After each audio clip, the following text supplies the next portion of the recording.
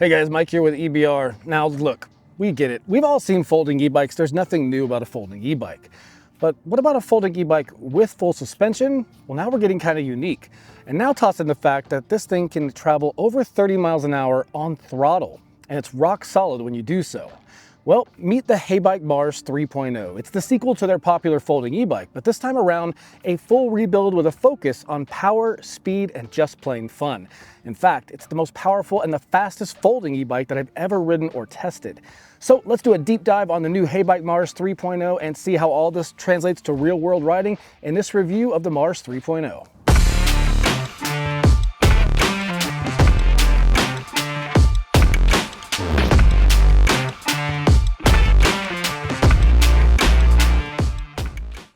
All right guys, the new Heybike Mars 3.0. This is listed at $12.99, so a pretty approachable price, especially in 2025 markets with e-bikes where prices go easily north of $2,000, $3,000. Seeing something at that $12.99 price point is already an attractive start to this bike.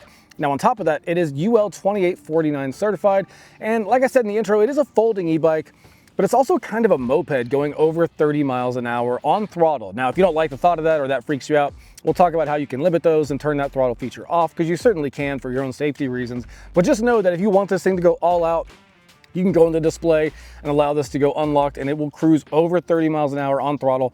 Super, super fun aspect to this bike. So again, it's a folding bike, but I also think it's kind of a moped. Now, when it comes to things like the weight, they say this weighs 70 pounds on the dot. I threw it up on my scale and it came out to about just over that, like 71 and a half. So we'll just go ahead and call that fair, roughly 71 pounds for this bike. Now it comes in one size, but three colors. In terms of sizes, they haven't released what the fit range will be, at least not to me yet. I've reached out to ask them, but I haven't heard back yet. But I can look at the Heybike Mars 2.0 and I can safely say it's gonna be somewhere around the low 5 foot, somewhere in that 5 foot to 5'2" on the low end, to north of 6 foot on the high end, somewhere 6'2", 6'3", maybe even 6'4". But if you're in that 5 foot to early 6'8" range, you're probably gonna be safe to go on this bike.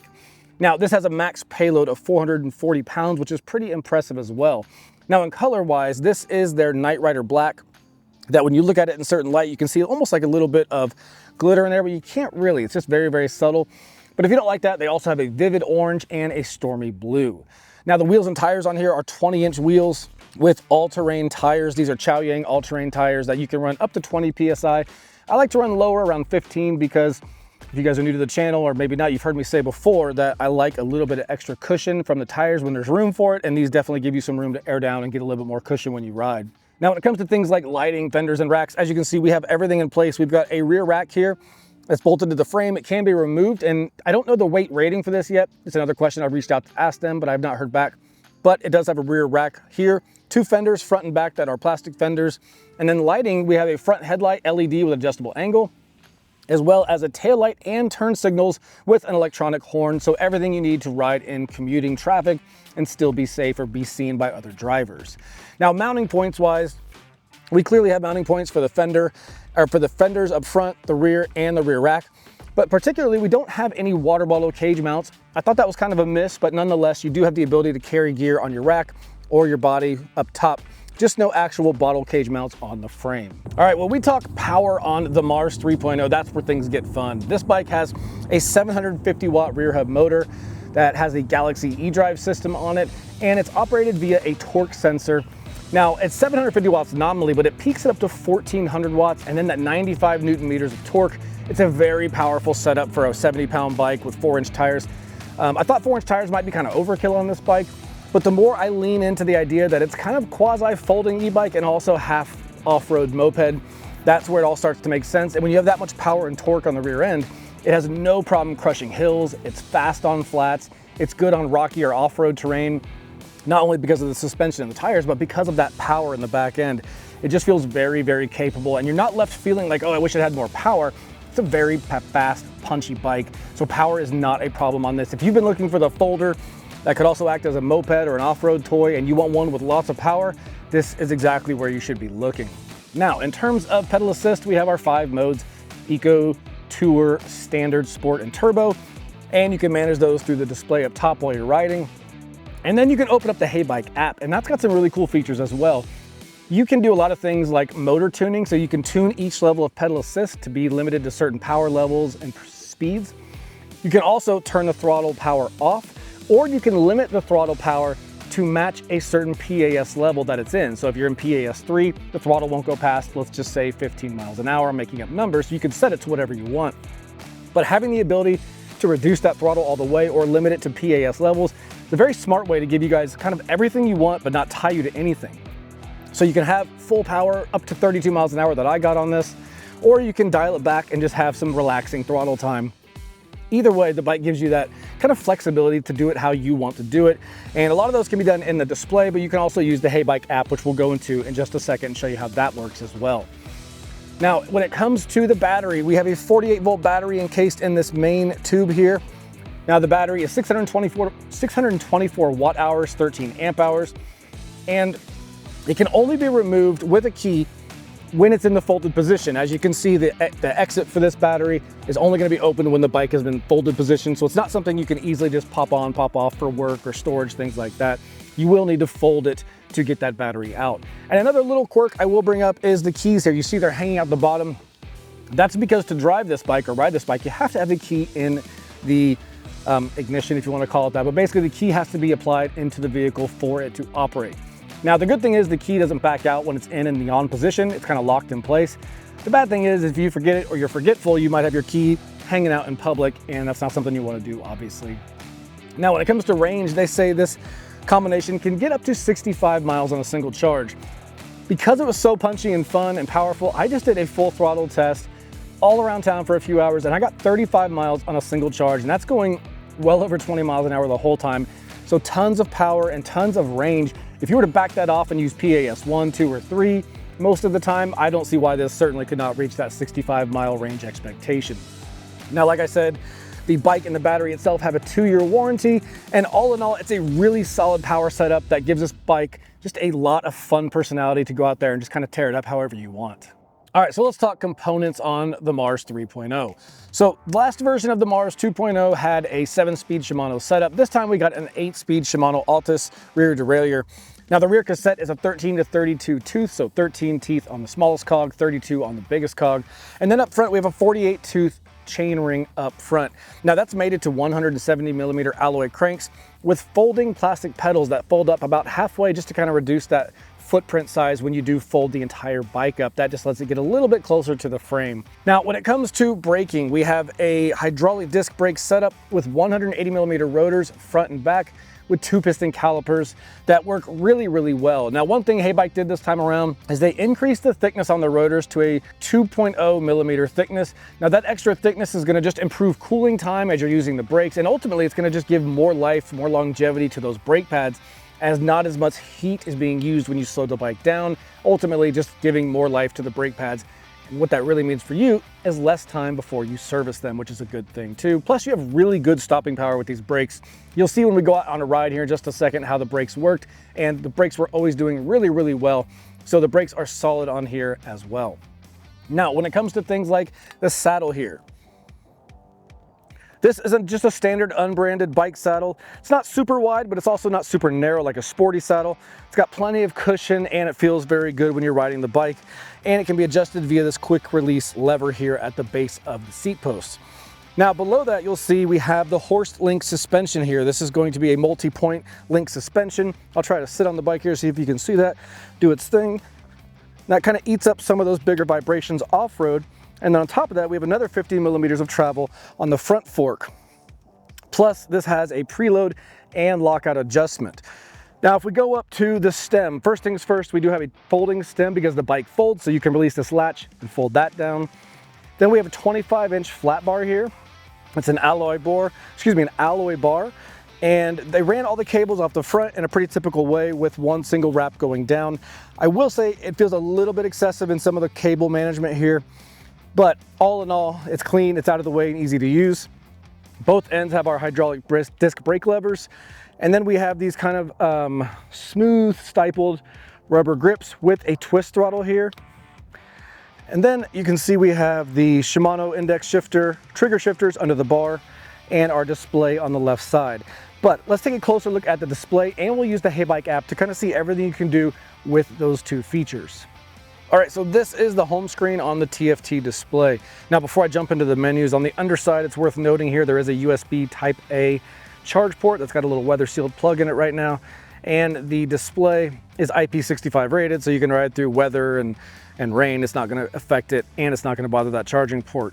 Now, with that said, we have a color display, and I will say these TFT displays, because they are TFT, they're really high contrast, really easy to read, but certain polarized sunglasses I found do make it kind of hard to see it directly. So depending on your sunglasses, you may need to look at different angles. And with no glasses, you can see everything super bright. Just depends on, maybe it was my sunglasses, but just something to keep in mind. Now here in the middle of the screen, we have our speeds, which of course we can change to units like kilometers if we wanted to. Top right, we have our battery bar at 45% remaining. The far right is going to be the power output as we're riding. So if we were pedaling, you might say 150 watts or something like that. The odometer has 24.9 miles on this portion of it. Now, if we go through the trip meter, we can see that it was 24.9 before we reset it. The voltage is 44.6 right now. Time on the bike, 2 minutes, 23 seconds since I turned it on. And average speed 0 because I haven't gone anywhere this go round. Same for the max speed. And then back to the odometer. Now, if we want to look at some more advanced menus, we can hold the plus and minus buttons, and that's going to give us our advanced settings. So the first tab, so the tabs up top, you have two tabs. You have display settings and basic settings. We're going to stay in the display settings first, and we can see we can change the units here to kilometers if we want to, screen brightness, how long it takes the bike to power off after we've walked away from it. The headlight can be automatic or not if you want it to. And you can see your battery remaining in percentages, or you could change that to just the bars if you wanted to as well. Or you could turn it off, voltage or percentage. Now we'll leave that on percentage. We'll go to exit, and that takes us out. But if we go back in, that'll allow us to go to the basic settings. So I will hit the menu button here. Here you can change wheel size if you needed to. Battery, you can change at what point it starts giving you a warning for a low battery. Right now, when the battery reaches 41 internal volts, it'll let us know, hey, you're getting a low battery. Here you can change your password settings and your advanced settings. Here you can do things like speed limit. We have it maxed out because I was just seeing how fast I could go, and that's where I was going 32 miles an hour. You can change the limits on the amperage of the controller. You can change the auto cruise feature, which will allow you to use like a cruise control feature if you want that on. You also have your walk speeds you can adjust. You have your assistance levels, which of course, if you want to change, you can have 5, you can have 3, you can have 9. You can have kind of just whichever one you like. I think 9 would be kind of excessive, but 5 seems like a good sweet spot. Poles in motor, I don't mess with this because it sounds like something about that might internally mess up the motor or how it's reading the motor. So I have not messed with that at all. Start mode is just going to be at what speed you're allowed to start using. And so here you can go as high as you want up to 5 or down to 1, just work with whatever's comfortable for you. Now, when we go to exit, it takes us back to the basic settings screen. So you'll go down here. Here's where you can change factory settings. You can reset them, or you can just back out of here, go into information. This will give you information about the bike. It's gonna have information for this current session. So average speed has been 0, max speed has been 0, and then 25 miles on the odometer since the last reset that we did. Now I will back out of here. Oh, excuse me, product info is gonna give you your version numbers, your serial numbers. You can even pull up the manual on here if you need to figure something out on the side of the road. You can go back, and then you can get info on the battery, like voltage, capacity, how many cycles, and health, things like that. And then remaining charge, battery temperature, and then full charge capacity. So we'll back out of that. So lots of good detailed information in the display. And now let's go and open up the app, and then we'll see what you can do in the Heybike Mars 3.0 app. All right, guys, so this is the home screen on the Heybike app. Now, Heybike has done a good job of maintaining this app over the years. This is already a new kind of look since the last time I've been on it. So they're constantly updating this, which is a good sign from just an ownership standpoint. You've got a company that kind of stands behind and continues to keep their products up. But on top of that, this bike can receive software updates. So over time, as they kind of dial in the torque sensor more or make changes to the abilities of it, those changes will roll out through over-the-air updates, which means you turn your bike on, you turn your phone on, your app pairs to the bike, it does the update for you. You don't have to worry about anything else. So that's a super, like, just nice feature. You don't have to worry about that part of the upkeep, and just know that the bike can continue to be maintained and improved over time with those updates. Now, with that aside, let's just talk about the layout. In the top left, we have our battery. We also have our Bluetooth indicator, meaning we're connected to the bike. Up here, we have our current odometer since the last reset. Picture, just a random picture of the bike when you pair it, appears here. You can power the bike off right there. I'm not going to do that because that will cut the connection between the two. You can turn your headlight on through the app, turn it off through the app. Go into your settings. If you go into the settings, this is where you get some cool features here. So you've got pictures of the bike that just randomly pop up. You can change the name of the bike here if you want to change the name of the bike. Personalize here will allow you to mess with the speed settings we talked about. So the throttle right now is kind of unlimited, but if you wanted to reduce that, this is where you would do it. So you can change between kilometers per hour and miles per hour right here. You can also go to user top speed. It's currently at 28, but we can always bring that down to a more, just to whatever speed makes you feel more comfortable, or maybe your kids or grandkids want to ride it and you want them to slow down. This is where you can control that. Now, one other cool feature is right now, depending on where or how fast you're going, this will still go to 32 miles an hour. But if you limit the top speed, that will limit it. Or if you want to connect it to the PAS levels or the pedal assist levels, in other words, the throttle will never surpass the pedal assist limit for that individual level. For example, if we're on a 5 levels of pedal assist and I take PAS level 3 and I cap it at 15 miles an hour, then the throttle will stay at 15 miles an hour. Or I can turn that off and let the throttle go to 32, just really however you want to do it, which is a nice feature. Now, what's cool, when you pick throttle speed limiter and you turn that on, it's going to say, okay, where do you want your power and speed for each level of pedal assist? And this is where you can dial in the motor tuning to just match the profile of riding style that you do. You may max them all out, you may dial them all back, or do somewhere in the middle. I like factory settings. They're kind of in a good spot, so I'll just leave that where it's at, but it's nice to have that kind of flexibility. You can also pick between 0 and 3, 1 and 3, 0 and 5, or 1 and 5 pedal assist levels. And if we back out of there, we can go into the riders. Now, this will allow you to connect this bike and allow other people to ride it. And so you can manage that with rider section here. You can go to upgrade firmware and you'll say, it'll show you right now, we have the latest version, but if a new version was available, we would do that update right now. And then you can delete the bike from your profile. So we'll back out of there because we don't need to do that. Now, if you want to use, if this screen's a little small for you and you're concerned about your vision or seeing the display, you can just tap this while the phone is mounted on your bike, and you can use this as a display while you ride with a little bit larger numbers. Here you can go into ride and track your rides via GPS, and it will track your ride with a map and real-time data. So that's a cool feature to not only record your rides, but even share those if you want to. If you want to find another store that has some support for the bike, you can just tap that and it'll give you all the shops within a certain radius. And then if you go into the Me section tab of the app, that's just kind of user profile stuff. So your account information, all the different bikes you have paired, customer service, and then contacting Heybike, and any rankings or rewards you've gotten or awards you've gotten while riding the bike. They do little things like your first 10-mile ride, 5-mile ride, things like that, longest ride. You'll get little badges that you'll earn as you ride the bike. But really, that's everything you need to know on the app. As you can see, it's got lots of cool little features, and the speed limit and the throttle limiting feature I think is by far the best. Plus, over-the-air updates for just improving the bike with time without having to take it in for service is another solid strong point for this app. All right, guys, we're out here on the Heybike Mars 3.0, and this is the kind of beefiest, most powerful version yet. As you can see, like acceleration, even on throttle, I can go all the way up to, I think, about 29 miles an hour. Let's see what we get here. 29, 30. Woo! 31. It might have touched up to 32. It was pretty quick. Either way, speed is not going to be a problem on this thing. But you may be wondering about hills. Well, I'm going to make the assumption based off the acceleration that it does well on hills, but let's go up this quarter-mile hill here to the right, and we'll do it all at we'll just go straight up this hill, about a 5 to 7% grade, just hold it for the whole quarter mile and see what we get. So we're accelerating up the hill, that's no problem.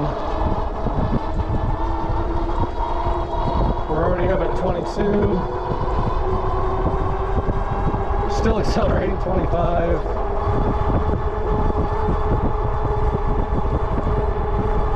Alright, so this next part here is the steepest part. 27, 28.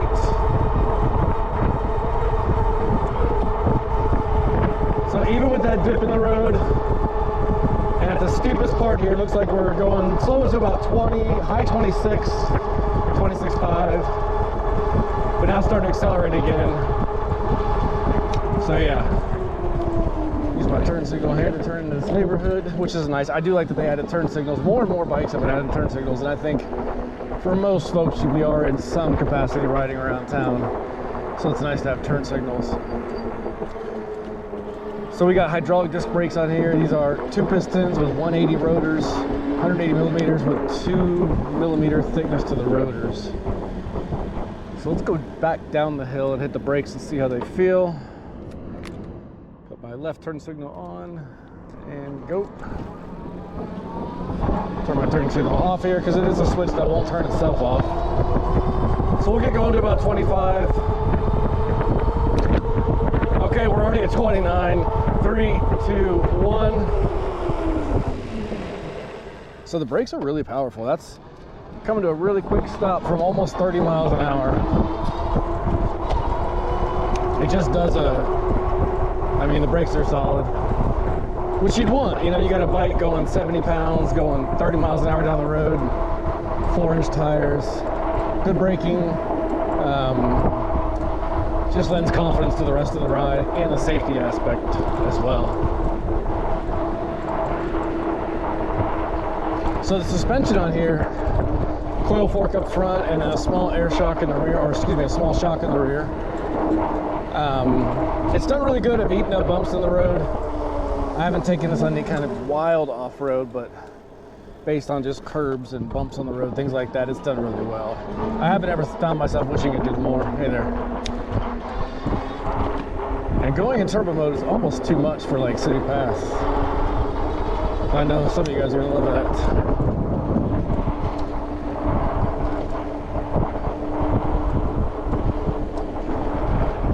The 4-inch tires make a little bit of noise, but I'd say the motor makes about a little bit more noise. You can hear the motor, which is kind of expected when you're pumping this much power out of a 750 watt motor. I mean, here we are going 31 miles an hour just with the flick of a wrist. It's really fast, and I don't want to be rude to these people, so I'm not going to go flying past them at 31 miles an hour. But you get the point. This thing can definitely get up and go without any issues at all. Okay. All right, so let's go ahead and do see what we get to about halfway up. So we got Eco, Tour, Standard. Let's go to Tour, which is PAS2, and see how high of a speed we get to here. And so there's no limiter on the throttle, but you can turn one on in the app. So even in Tour mode, I can shoot up to almost 30. Let's go into Eco. Same thing, it just feels a little slower, but it's going to take me all the way up to the top.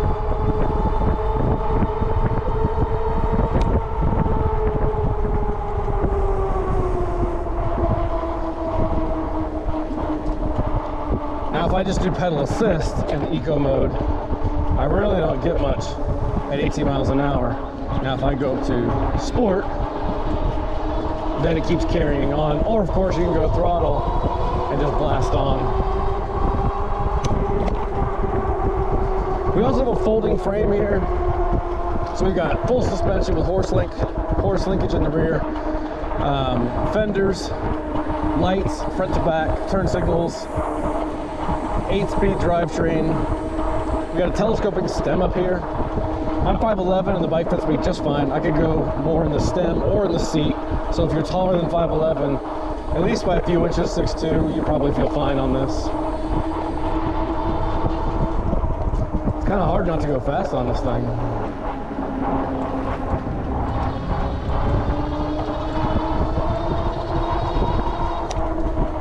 So the motor's got a little bit of noise, but like I said, when you're pushing a lot of power, every bike that we get that's really powerful, it's always going to be louder than the ones that are kind of more reserved. Let's take this dirt here.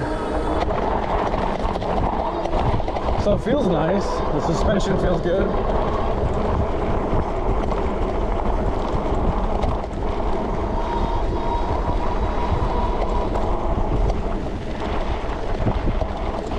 The 4-inch wide tires just kind of chew through wherever you go. Let's find our way back to the trail here.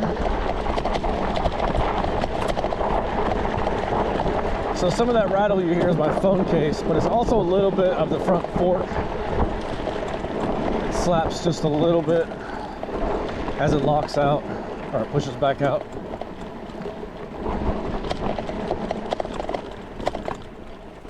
That's the phone mount. All right, and then we'll just kick back up and cruise.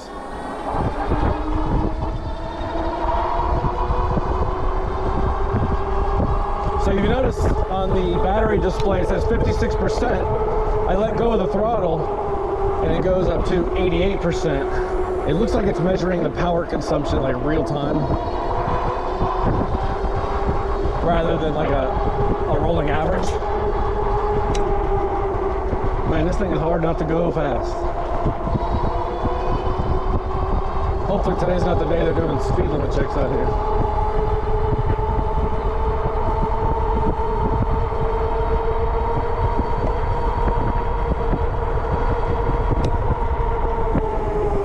I mean, really, between the suspension and the acceleration, it feels like the world's first like folding moped. You've got suspension for off-road, 4-inch fat tires, but you've also got a frame that folds in half and it goes 32 miles an hour pretty quickly on throttle. So kind of an interesting bike, kind of fun. I guess I just turned on the sound there. Kind of a fun bike, definitely different. Full suspension with folding frame, don't see too often. And then throttle power up to 32 miles an hour, we don't see often at all. So if you're looking for the bike that's gonna be like a punchy city bike, folding moped, this is definitely going to be up your alley. You want something that folds up small but goes fast, this would be the kind of one to get. Plus you've got mounting racks in the rear, front to back lighting. It's just set up really well. Let's go back and put it up on a rack and talk about it from an ownership standpoint, and we'll finish this up. All right guys, so let's talk about the Heybike Mars from more of an ownership standpoint, the things you might not see when you're shopping online and you make that order and it gets delivered to your house, and then you open it up and see something and you're like, oh, I wish I'd have known that. That's kind of the things we cover right here. So first things first, I'll go through some things that I think are some standout positives, and then I'll go over some things I think should be improved. So for some standouts and positives, the complete group set here, the alloy cranks, the Shimano drivetrain, the chain, the cassette, the chain ring, the derailleur, all of these are parts that are easily sourced at your local bike shop or even online on Amazon. You can have within a day or two to swap out any of these parts or components should you need to replace anything down the road, meaning you don't have to rely on any special proprietary parts. These are all things that can be sourced basically anywhere, and almost anywhere that you live that you get this bike, you can find the replacement parts. So that is already a good start. Now on top of that, we also have all of the cables are routed on the underside of this main tube where we house the battery. Now, the reason why I think that's a positive thing is because a lot of times cables are routed through the headset and stem, down through the body, and then they come out somewhere in the back here. And while that looks clean and it makes it just aesthetically pleasing, if you ever have to replace any of those hoses, lines, pull on them, and like just do your own diagnosing and maintaining, I don't like having routed cables on the inside. It's just something I gotta fish out. I gotta line it up when I put it back in. It's just kind of annoying and bring extra work. Or if you take your bike to a bike shop, it's just more labor because they have to do it on your behalf. So having all these externally routed cables may not look as clean, but it makes life easier when you're going to service and maintain the bike. And then finally, all of the adjustable things like your stem up top is quick release, your saddle here is quick release. The front axle is a bolted front axle, so everything is just common basic tools. You can get to it, or even toolless. This is toolless. That adjustable reach up top is toolless. They're just easy to access, easy to use with no special tools needed, just to make small fit adjustments, which is a nice touch. Now, as far as things is that I would say just to keep an eye out for if you do on this bike, if you look at the chainstay here, that is this piece of the frame, this piece of aluminum right here that goes alongside the chain. Well, there's no protective film on here, no rubber stop. So as as you ride this off-road, this derailleur is not clutched. There's going to be some chain slap, which is natural, but what happens is that chain slap eventually will start eating away at the paint on this chainstay. Now, one quick and easy way to mitigate this is just to get a piece of cheap film you can get on Amazon for just a couple dollars, and you can cut a piece that fits along top of this and then put it there, and that'll go a long way in protecting the life of your frame. I'd rather just see Heybike throw that on before you get it, make everybody's life easier. But the good news is it's very easy and very cheap to just deal with yourself. Now, the last two things are pretty minor, and we kind of touched on them, but I just want to remind them because for some people they will be a deal breaker. One is you must leave the keys in while you're driving this bike or riding this bike, meaning every time you stop at a grocery store or somewhere, you go into work, you do need to remember to grab those keys out. Otherwise, your bike will just be out in the open with the keys in it, begging for someone to take it. So that's just something you'll need to keep in mind every time you stop in public places. And then on top of that, we also have the fact that while we do have fenders and racks, which is great for carrying gear and storage, we have nowhere to put a water bottle cage. I'd like to just see maybe, I don't know, a couple mounting points on the frame somewhere just so you could mount that water bottle cage. I don't know where they would do it on here, maybe along that telescoping stem, but then that would get in the way of folding. So I don't know what the right answer is. I just know that kind of standard issue for a bike is being able to carry a water bottle. So in this case, it'll have to be in your backpack on your back or on the back rear rack or rear basket that you have. But nonetheless, those are pretty small deals. All in all, the bike is well done. It's very planted and solid, even at high speeds, which for a flat bar is not always the case, but this one was just done really well. Feels very planted on the road and no major surprises or just mystery rattles while I was riding it. So all in all, a pretty straightforward bike. All right, guys, so I'm gonna do a quick folding demonstration. I'm not gonna pretend like folding e-bikes is easy. They're never easy. They're all kind of heavy, 70 pounds we have here. They're always kind of an awkward shape, but nonetheless, I just wanna show you that it can be done and then give you those dimensions so you know what to expect when you have the bike. Now, to fold it, I'm just gonna do all the basics here. So I'm gonna just lower this telescoping stem, which is part of just how you fit the bike to yourself. I'm gonna bring in the plastic pedals that fold here by just pushing inward, and there's a spring tension and you can feel them fold up. Then there is a folding stem here. So I will open this latch, it's a little tight, and then that brings the handlebar down, and now we can open the main latch, and that will allow the whole bike to open up. Now, like we talked about, whoops, caught on my pants. Now, like we talked about,